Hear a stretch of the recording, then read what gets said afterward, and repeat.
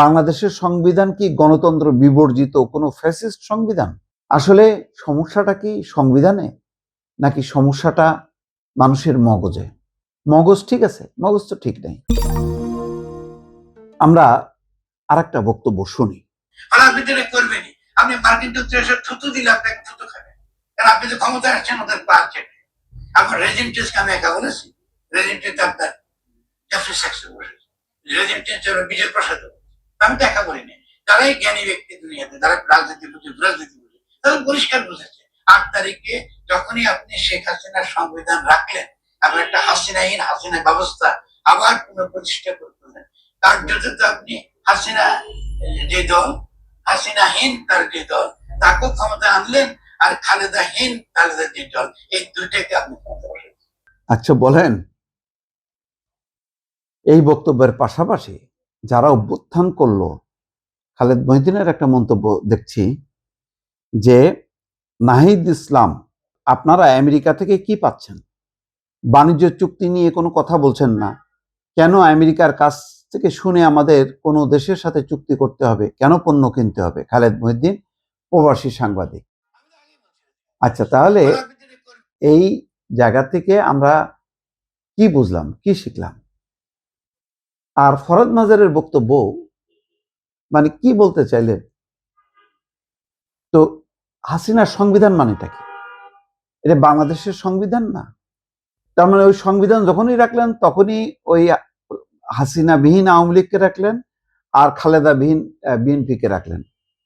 তো তাহলে কারা থাকবে? যারা থাকবে, যদি মনে করেন যে অভ্যুত্থান ঘটাইলো যে খালেদ নাহিদ ইসলামরা, তাদের সম্পর্কেও এই যে এখন বলা হচ্ছে যে তারা এত কিছু নিয়ে হইচই করছে, কিন্তু আমেরিকার সাথে সম্পাদিত বাণিজ্য চুক্তি যেটা ইউনূস সরকার করে গেল সেটা কথা বলছে না। তার মানে ইউনূস সরকারকে তারা ওন করছে।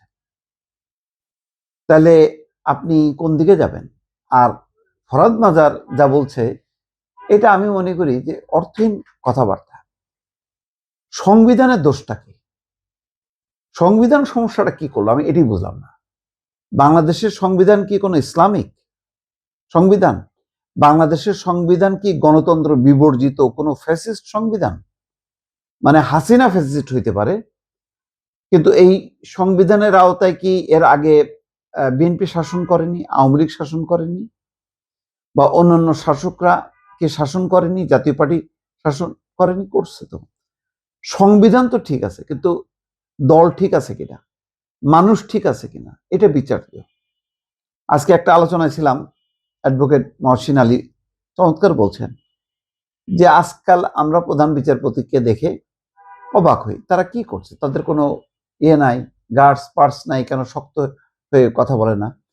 কিন্তু তিনি আবার বললেন জাস্টিস মোস্তফা কামাল ছিল, হাবিবুর রহমান খান ছিলেন, তারপরে শাহাবুদ্দিন ছিলেন যিনি অস্থায়ী রাষ্ট্রপতি ছিলেন।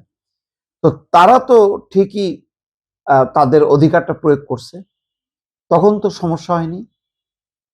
আসলে সমস্যাটা কি সংবিধানে, নাকি সমস্যাটা মানুষের মগজে? মগজ ঠিক আছে, মগজ তো ঠিক নেই। বাংলাদেশের এই সংবিধানে পরিষ্কার আছে যে একটা ভালো নির্বাচন, নিরপেক্ষ নির্বাচন করতে হবে। সেই নিরপেক্ষ নির্বাচনের জন্য তত্ত্বাবধায়ক সরকার ব্যবস্থা আনা হলো।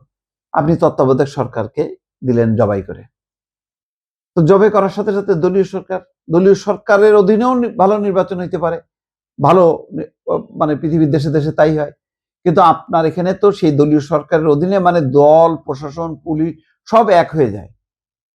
সে তখন ক্ষমতা প্রয়োগ করে জনগণের বিরুদ্ধে, বিরোধী দলের বিরুদ্ধে, যার জন্য বিরোধী দল বা জনগণ তার ভোটের ফলাফল ঘরে নিয়ে আসতে পারে না। তাহলে দোষটা হচ্ছে দলের নেতৃত্বের। এখানে সংবিধান কি আছে? সংবিধানে তো পরিষ্কার দেওয়া আছে যে এটা গণতান্ত্রিকভাবে দেশটা পরিচালিত হবে।